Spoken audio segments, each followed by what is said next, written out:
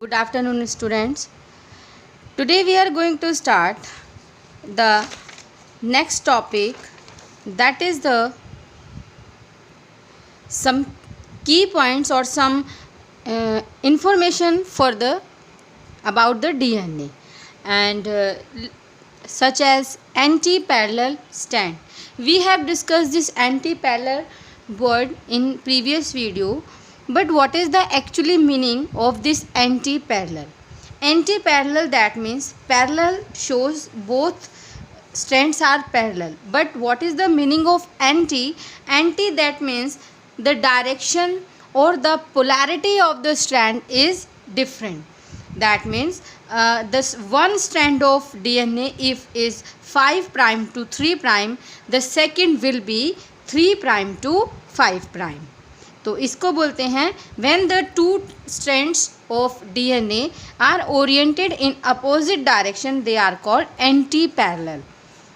Next term we use in next processes like replication, transcription and translation. So some terms we will use like sense strand या sense DNA, anti-sense DNA. So what is the meaning of that? Firstly, out of two strands only one carries the genetic information. Suppose this is the DNA and in this DNA only one strand carry the genetic information and second one is only the exact copy of that. Clear? It is called template or anti strand. Suppose करो कि ये जो DNA मैंने यहाँ बनाया है इसमें जो है ये हमेशा क्या होता है, ये 3 प्राइम टू 5 प्राइम इसके पास पोलैरिटी होती है. तो 3 प्राइम टू 5 प्राइम वाला जो है उसके अंदर ही आपको क्या मिलेगा, वो आपकी टेम्पलेट DNA है.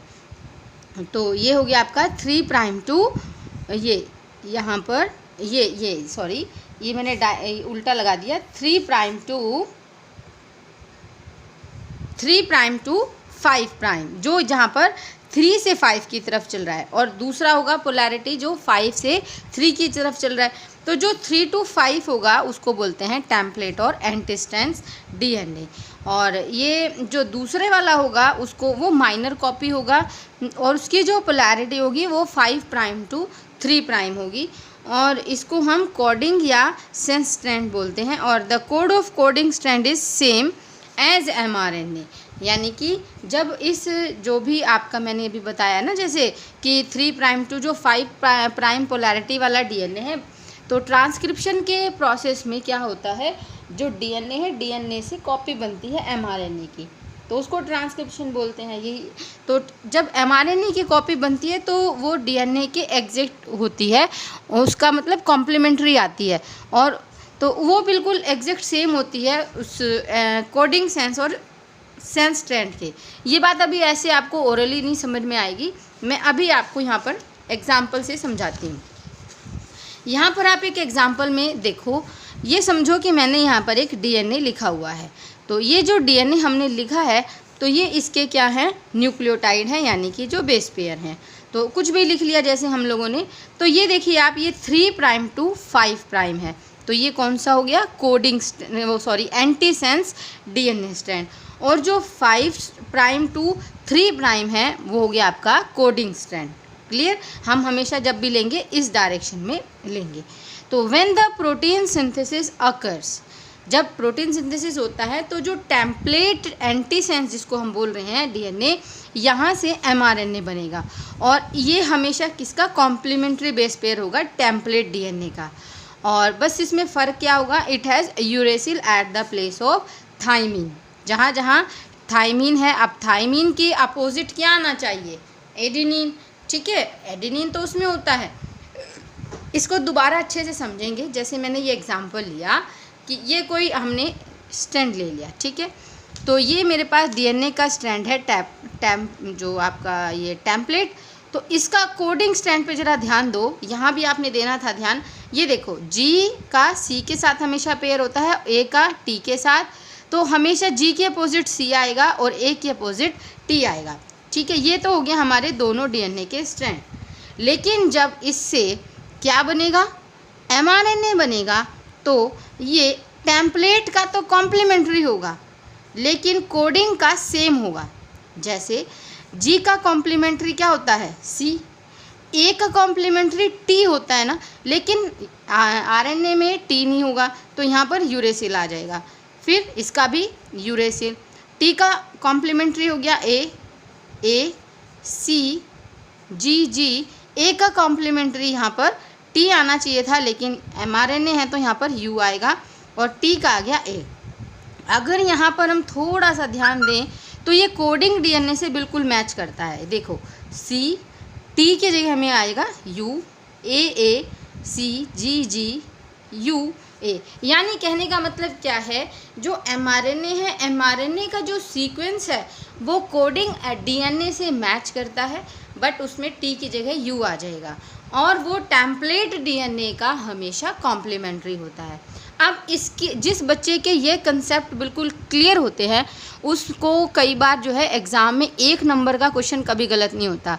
कुछ कई बार 1 नंबर में दे देते हैं और कई बार 2 मार्क्स में भी दे देते हैं।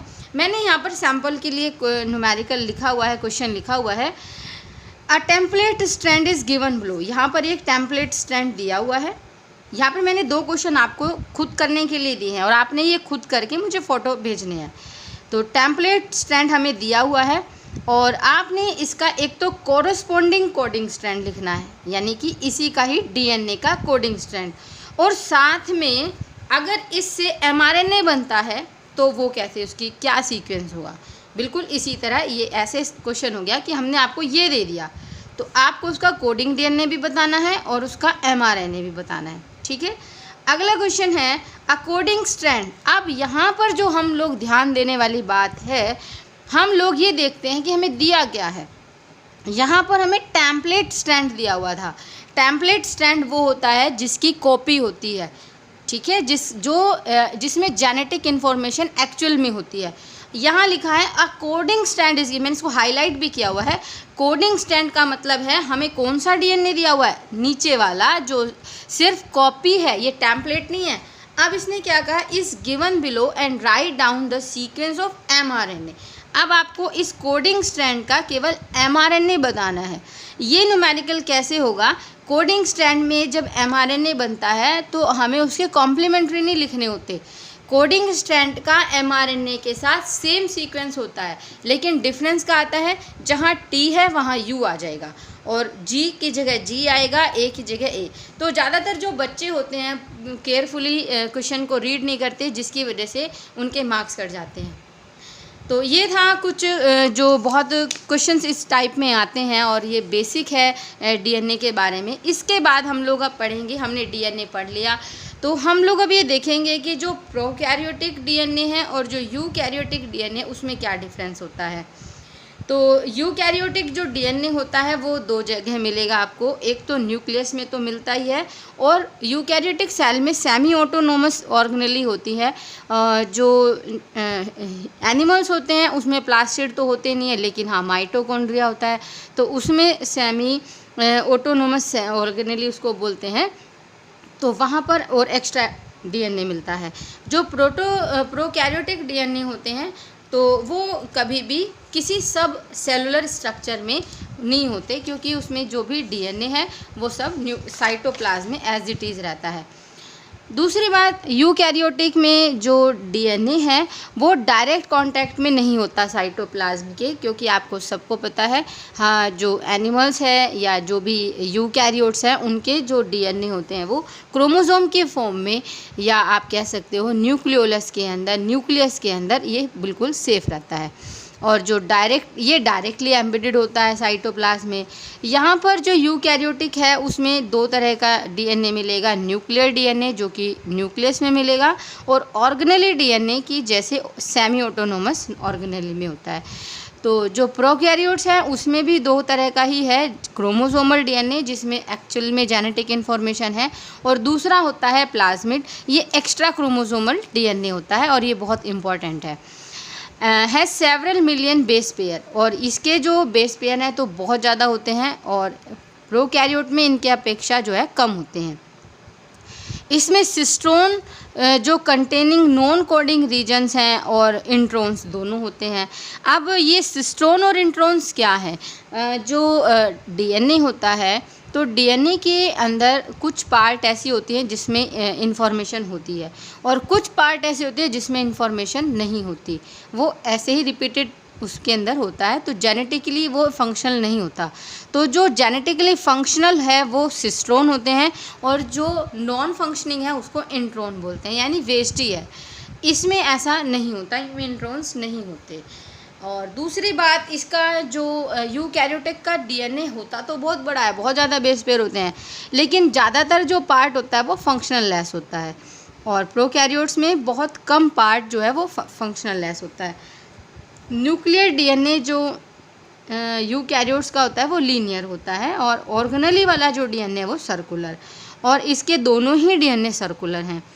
न्यूक्लियर डीएनए जो होता है वो हिस्टोन प्रोटीन के साथ एसोसिएटेड रहता है बेसिकली और बहुत अच्छे से पैक्ड होता है, और जो ऑर्गेनेली डीएनए होता है वो नेक्ड होता है, लेकिन इसमें दोनों ही डीएनए प्रोकैरियोट्स में नेक्ड होते हैं और इसमें हिस्टोन प्रोटीन नहीं होती। इसमें प्लाज्मिड नहीं होते और इनमें प्लाज्मिड प्रेजेंट होते हैं। और ख़ास बात जो हमने इसमें देखी है वो ये है, जो साइटोसिन और ग्रैनिन का जो कंटेंट है वो प्रोकैरियोट की कंपैरेटिवली यूकैरियोट में बहुत ज़्यादा होता है और जबकि प्रोकैरियोटिक में ये कम होता है। तो ये था difference between the prokaryotic DNA and eukaryotic DNA. Next topic is that central dogma. Central dogma actual में क्या है? ये आप इस तरह से समझो कि ये पूरा जो हमारे सेल के अंदर कैसे जेनेटिक इन्फॉर्मेशन फंक्शन में आती है, जेनेटिक इन्फॉर्मेशन कैसे काम करती है, क्योंकि जेनेटिक इन्फॉर्मेशन का पास होना और उसका बाद में शो होने का क्या मतलब है। तो जेनेटिक जो इन्फॉर्मेशन है वो डीएनए में है, तो वो किस फॉर्म में है और उससे क्या आगे होने वाला है जो शो होगा। तो इसका ये मतलब होता है, ये पूरे प्रोसेस को हमने एक इक्वेशन में आप कह लो कि हमने बस एक छोटा सा जैसे रूपरेखा तैयार करते हैं ना, जैसे किसी फंक्शन की या किसी कोई हमने इवेंट करना है, तो ये पूरे इवेंट की जो सेल के अंदर होता है उसकी एक रूपरेखा की तरह है। तो जो ये जो था इसको सबसे पहले ऑब्जर्व किया या आप कह लो डिस्कवर किया, तो वो थे फ्रांसिस क्रिक इन 1957। उन्होंने ये देखा कि जितने भी जो प्रोसेस है जिसकी वजह से जो डीएनए में इंस्ट्रक्शंस हैं तो वो किस तरह से एक फंक्शनल प्रोडक्ट में बदलेगी। कैसे हमें पता लगेगा कि जो हमारे अंदर आई हैं हमारे पेरेंट्स से इन्फॉर्मेशन, तो वो हमें कैसे पता लगेगा कि किस तरह से मतलब वो बाहर आएंगी। तो पहली बात तो जो फ्रांसिस क्रिक थे उन्होंने ये कहा कि ये एक यूनि डायरेक्शनल फ्लो है, यानी कि कभी सर्कल में नहीं चलेगा। जैसे अभी मैं आपको बताऊंगी, तो जैसे डीएनए से आरएनए और आरएनए से फिर प्रोटीन, तो कभी ऐसा नहीं होता, कभी ये रिवर्स नहीं होता। और दूसरी बात, जो master copy to working RNA is called DNA. जो मास्टर कॉपिंग है वर्किंग आरएनए की उसको is called DNA. That means यहाँ पर कुछ डाउट है, मैं एक बार दोबारा देख के फिर आपको यहाँ पर नोट्स बाद में भेज दूँगी क्या गड़बड़ हो रही है इसमें। तो इसमें इस प्रोसेस को बोलते हैं ट्रांसक्रिप्शन। जब यहाँ पर ये क्या था, यहाँ पर बेटा ये था मास्टर कॉपी ऑफ डीएनए, ठीक है। जो मास्टर कॉपी है ये सही है, यहाँ पे ऑफ और लगा लेना। तो master copy of DNA, master copy कौन सी, जैसे मैंने आपको बताया डीएनए के दो स्ट्रैंड हैं, एक टेम्पलेट है और एक सेंस या कोडिंग डीएनए है। तो कौन सी कॉपी, जो टेम्पलेट कॉपी है उससे वर्किंग आरएनए के बनने के प्रोसेस को क्या बोलते हैं, ट्रांसक्रिप्शन। अब जो वर्किंग आरएनए यहाँ पर बनता है, यही वर्किंग आरएनए पूरा प्रोसेस आप लोग पढ़ोगे, फिर पॉलीपेप्टाइड चेन जिसको प्रोटीन बोलते हैं, और यही एक डीएनए का फंक्शनल प्रोडक्ट है। तो प्रोटीन बनता है, इसको बोलते हैं ट्रांसलेशन। तो कैसे पूरा प्रोसेस चलता है, तो ये पूरी रूपरेखा ऐसे है कि डीएनए से पहले डीएनए बनता है जिसको रेप्लिकेशन कहते हैं, फिर डीएनए से एमआरएनए बनता है जिसको ट्रांसक्रिप्शन बोलते हैं, और फिर एमआरएनए से गोल्जी एपरेटस की हेल्प से सॉरी गोल्जी एपरेटस नहीं, राइबोसोम की हेल्प से, और फिर ये ट्रांसक्रिप्शन होता है, सॉरी ट्रांसलेशन होता है, और जिससे अमीनो एसिड्स जो हैं जुड़ कर पॉलीपेप्टाइड चेन यानी कि प्रोटीन बना लेते हैं।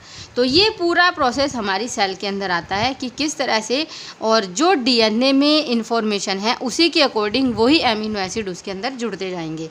इन 1970 में जो H.M. टैमिन थे और बेल्टीमोर थे, उन्होंने एक ख़ास तरह का वायरस जो है डिस्कवर किया जिसका नाम था रेट्रोवायरस। और रेट्रोवायरस आप लोग तो सब होशियार हो, आप जानते हो, वो वायरस होते हैं जिसमें जेनेटिक मटेरियल आरएनए होता है। तो उसमें कैसे होता होगा ये सेंट्रल डोग्मा, तो उन्होंने फिर बताया कि उनके अंदर जो आरएनए है वो सबसे पहले डीएनए में कन्वर्ट होगा, और उसको कन्वर्ट करने के लिए उसके पास एक स्पेशल एंजाइम होता है जिसका नाम है रिवर्स ट्रांसक्रिप्टेज, और इस प्रोसेस को बोलते हैं रिवर्स ट्रांसक्रिप्शन। क्यों कहा रिवर्स ट्रांसक्रिप्शन? क्योंकि ट्रांसक्रिप्शन का मतलब है डीएनए से आरएनए बनना, लेकिन यहाँ क्या हो रहा है, आरएनए से डीएनए बन रहा है, तो ये एक ट्रांसक्रिप्शन का रिवर्स है, तो इसीलिए इसको बोलते हैं रिवर्स ट्रांसक्रिप्शन। और इस डीएनए से फिर क्या होगा, जो पहले नॉर्मल प्रोसेस है, ट्रांसक्रिप्शन होगा, एमआरएनए बनेगा, और एमआरएनए से ट्रांसलेशन होकर के प्रोटीन बनेगा, फिर वो नॉर्मल जो सेंट्रल डोग्मा है, जो नॉर्मल प्रोसेस है, फिर वो फॉलो होगा। तो ये सब था जो डीएनए का डिफरेंसेस था प्रोकैरियोटिक और यूकैरियोटिक में, और सेंट्रल डोग्मा था। तो नेक्स्ट वीडियो में हम लोग पढ़ेंगे डीएनए पैकेजिंग, यानी कि इतना बड़ा जो डीएनए है, अभी आपने जब हम लेंथ कैलकुलेट करते हैं तो वो 2 से या 3 मीटर तक चली जाएगी, तो वो 3 मीटर तक का डीएनए एक छोटे से सेल के छोटे से न्यूक्लियस में किस तरह पैक होगा। तो अगला जो हमारा टॉपिक होगा DNA packaging. And thank you and have a nice day.